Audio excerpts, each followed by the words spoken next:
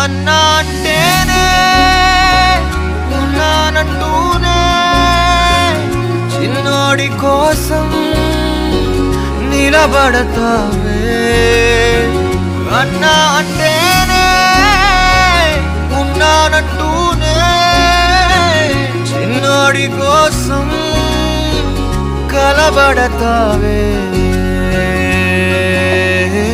చిన్నతనమే ఏమైపోయే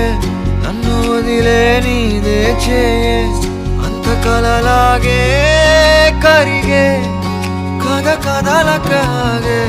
అందమైన గూడే చెదిరే